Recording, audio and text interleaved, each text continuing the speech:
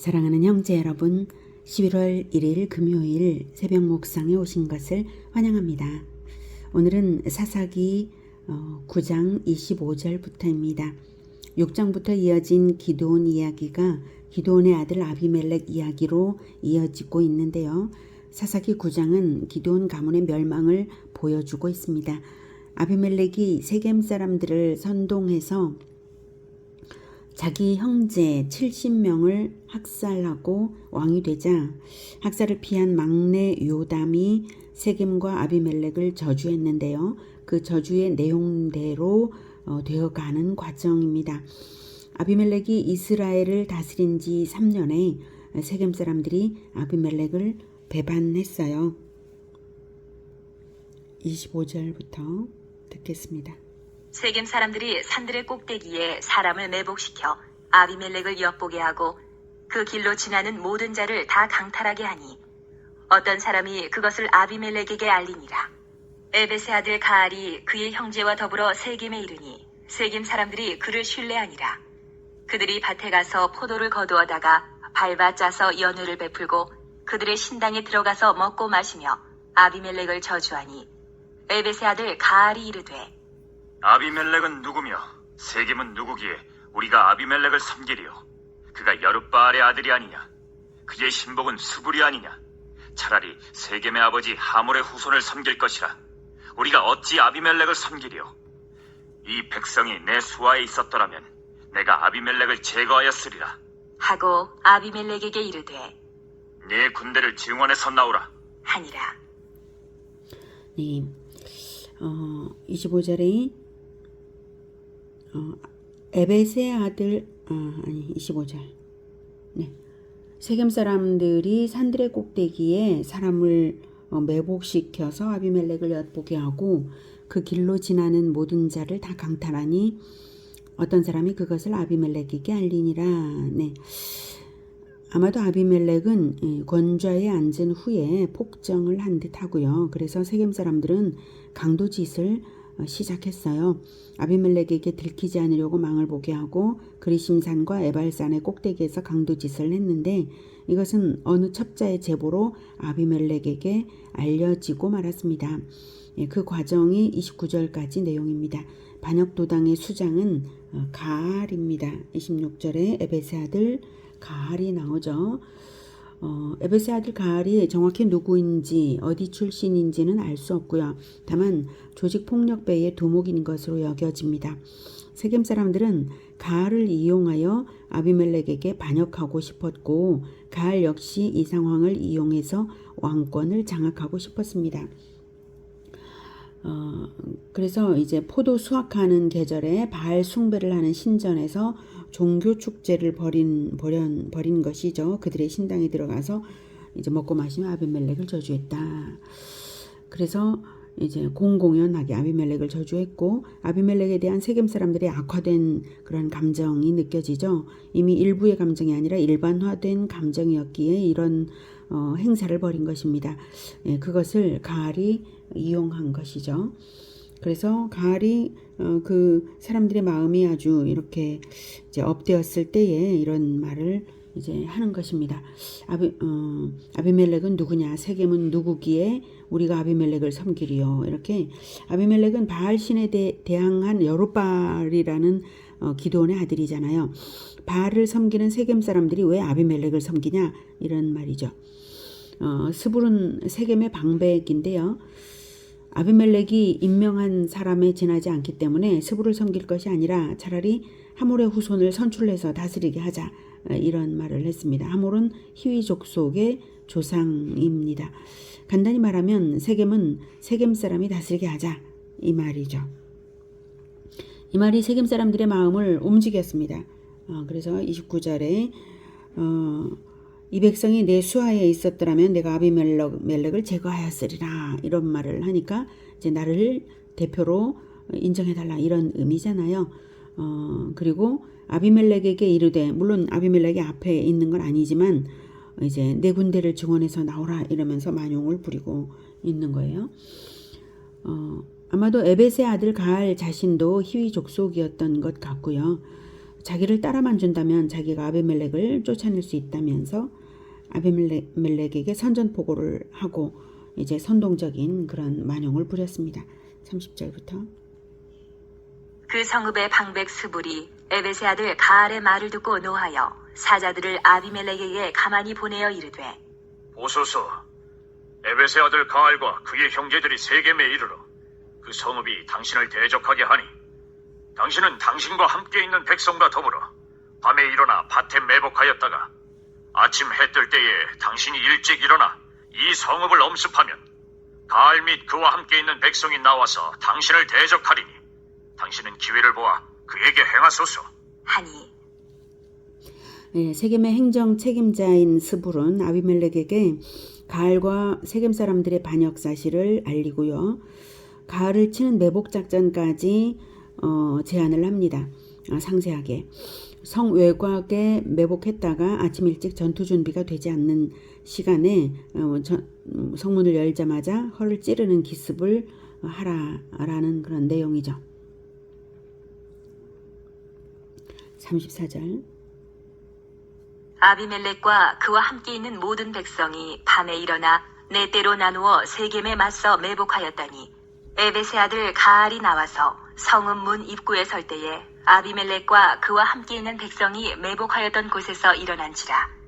가알이 그 백성을 보고 스불에게 이르되 보라, 백성이 산꼭대기에서부터 내려오는도다. 하니 스불이 그에게 이르되 내가 산 그림자를 사람으로 보았느니라. 하는지라. 가알은 아침이면 지도자들이 늘 그렇듯이 성문 입구에 나온 것 같은데요. 성문이 열리니 아비멜렉 군대가 들어갈 기회가 되니까 다들 일어났습니다. 그것을 알아차린 가알을 속이면서 이제 스불은 가알을 속이면서 아비멜렉 군대에게 시간을 벌어주고 있죠. 하지만 계속 시간을 벌 수는 없겠죠. 군대는 더 내려오고 있으니까요. 자, 37절. 가알이 다시 말하여 이르되 보라, 백성이 밭가운데를 따라 내려오고 또 한때는 무오느님 상수리나무 길을 따라오는도다. 하니 스불이 그에게 이르되 내가 전에 말하기를 아비멜렉이 누구이기에 우리가 그를 섬기려 하던 그 입이 이제 어디 있느냐? 이들이 내가 업신여기던 그 백성이 아니냐? 청하노니 이제 나가서 그들과 싸우라. 하니 네, 아비멜렉 군대가 더 가까이 다가오자 스불은 태도를 바꾸어서 가알의 자존심을 건드리며 싸움에 나서라고 부추깁니다. 그러니 자기가 한 말도 있고 해서 가알은 나가지 않을 수 없죠. 39절. 가알이 세겜 사람들보다 앞에 서서 나가 아비멜렉과 싸우다가 아비멜렉이 그를 추격하니 그 앞에서 도망하였고 부상하여 엎드러진 자가 많아 성문 입구까지 이르렀더라. 아비멜렉은 아로마에 거주하고 스불은 가알과 그의 형제들을 쫓아내어 세겜에 거주하지 못하게 하더니 네, 가알은 패배했고요. 아비멜렉과 스불의 협공으로 가알은 세겜에서 퇴출되었습니다. 42절. 이튿날 백성이 밭으로 나오매 사람들이 그것을 아비멜렉에게 알리니라. 아비멜렉이 자기 백성을 세 무리로 나누어 밭에 매복시켰더니 백성이 성에서 나오는 것을 보고 일어나 그들을 치되 아비멜렉과 그 떼는 돌격하여 성문 입구에 서고 두 무리는 밭에 있는 자들에게 돌격하여 그들을 죽이니 아비멜렉이 그날 종일토록 그 성을 쳐서 마침내는 점령하고 거기 있는 백성을 죽이며 그 성을 헐고 소금을 뿌리니라. 네, 이미 이제 가알 군대는 패퇴했으므로 밭으로 나온 백성들은 세겜 사람들이고 일상대로 일하러 나온 것인데요. 아비멜렉은 이참에 세겜 사람들을 다 살육한 것입니다. 소금을 뿌렸다는 것은 토지를 불모로 만들어서 다시는 사람들이 거주하지 못하도록 저주를 하는 그러한 행위입니다. 백성을 다스리는 자의 마음 자세는 아니죠. 더욱이 자기 어머니의 족속인데 말입니다. 오직 자기의 권력밖에 모르는 잔혹한 아비멜렉입니다. 그런데 아직 남은 사람들이 있었어요. 46절. 세겜 망대의 모든 사람들이 이를 듣고 엘브리 신전의 보루로 들어갔더니 세겜 망대의 모든 사람들이 모인 것이 아비멜렉에게 알려지매 아비멜렉 및 그와 함께 있는 모든 백성이 살몬 산에 오르고 아비멜렉이 손에 도끼를 들고 나뭇가지를 찍어 그것을 들어 올려 자기 어깨에 메고 그와 함께 있는 백성에게 이르되 너희는 내가 행하는 것을 보나니 빨리 나와 같이 행하라. 하니 모든 백성들도 각각 나무가지를 찍어서 아비멜렉을 따라 보루 위에 놓고 그것들이 얹혀 있는 보루에 불을 놓으매 세겜 망대에 있는 사람들이 다 죽었으니 남녀가 약 1000명이었더라. 46절에 이제 세겜 46절 세겜 망대가 나오죠. 세겜 망대 사람들은 이제 앞에 6절에서 밀로 사람이라는 표현이 있는데요. 밀로 사람들과 같은 사람들이고요. 3년 전에는 아비멜렉 편이었던 사람들이죠. 그런데 이제는 아비멜렉의 공격을 피하기 위해서 엘브릿 신전의 보루로 들어가는 형편이 되고 말았습니다. 그런데 이것이 아비멜렉에게 이제 제보되었고요. 아비멜렉으로서는 전체를 단숨에 죽일 기회가 됩니다.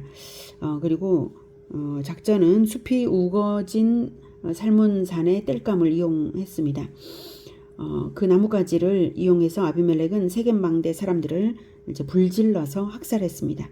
정말 요담의 저주대로 되고 있어요. 그러면 요담의 저주대로 아비멜렉도 세겜 사람들에 의해 멸망할까요? 예, 아비멜렉은 세겜의 협력적인 작은 성읍 데베스까지 쳤습니다. 그런데 이것이 화근이 됩니다. 50절. 아비멜렉이 데베스에 가서 데베스에 맞서 진치고 그것을 점령하였더니 성읍 중에 견고한 망대가 있으므로 그 성읍 백성의 남녀가 모두 그리로 도망하여 들어가서 문을 잠그고 망대 꼭대기로 올라간지라. 아비멜렉이 망대 앞에 이르러 공격하며 망대의 문에 가까이 나아가서 그것을 불사르려 하더니 한 여인이 맷돌 윗짝을 아비멜렉의 머리 위에 내려던져 그의 두개골을 깨트리니 아비멜렉이 자기의 무기를 든 청년을 급히 불러 그에게 이르되 너는 칼을 빼어 나를 죽이라. 사람들이 나를 가리켜 이르기를 여자가 그를 죽였다 할까 하노라. 하니 그 청년이 그를 찌르매 그가 죽은지라. 이스라엘 사람들이 아비멜렉이 죽은 것을 보고 각각 자기 처소로 떠나갔더라.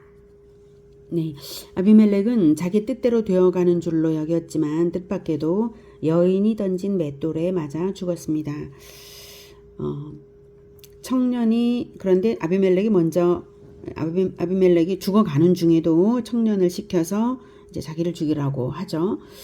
청년이 그를 찌르게 하여서라도 여인에게 죽임당했다는 수치를 당하지 않으려고 그렇게 하지만 그렇게 발버둥을 치지만 그의 명예가 남을 게 있습니까? 그저 권력욕과 명예욕의 인물이었다라고 남을 뿐이죠.